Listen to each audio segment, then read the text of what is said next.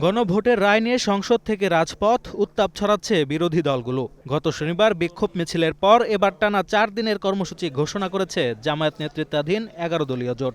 প্রায় 70% মানুষ গণভোটের পক্ষে হায়ের পক্ষে ভোট দিয়েছে। অন্তর্বর্তী সরকারের সময়ে ঐক্যমত্যের ভিত্তিতে যে অধ্যাদেশগুলো তৈরি হয়েছিল, বর্তমান সরকার তার মধ্য থেকে গুরুত্বপূর্ণ 20টি অধ্যাদেশ পাশ না করার মধ্য দিয়ে দেশে পুনরায় একদলীয় শাসন ও ফেসিবাদের প্রত্যাবর্তন ঘটাতে চাইছে বলে জানান বাংলাদেশ খেলাফত মজলিসের আমির মাওলানা মামুনুল হক।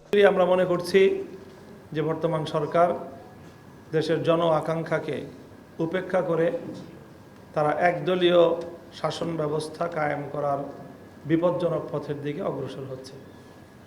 যেই ফ্যাসিবাদকে বাংলাদেশের মানুষ অনেক সংগ্রাম, অনেক রক্ত, অনেক লড়াই, অনেক জীবনের মাধ্যমে বিতাড়িত করেছিল, বর্তমান সরকারের কার্যক্রম আমাদেরকে আবার শঙ্কিত করে তুলছে যে তারা আবার ভিন্ন রূপে সেই ফ্যাসিবাদকেই বাংলাদেশে ফিরিয়ে আনতে চায়।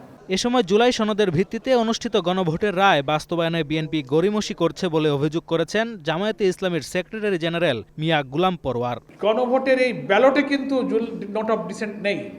5 কোটি মানুষ ভোট দিয়ে কিন্তু তাদের নোট অফ ডিসেন্টকে খারিজ করে দিয়েছে।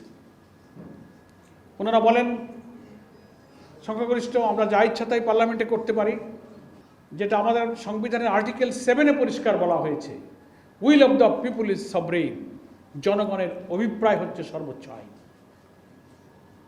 গণভোটে ভোট দিয়েছে প্রায় 5 কোটির মতো মানুষ। গণভোট সংবিধানে থাকতে হয় না, গণভোট বারবার হয়েছে।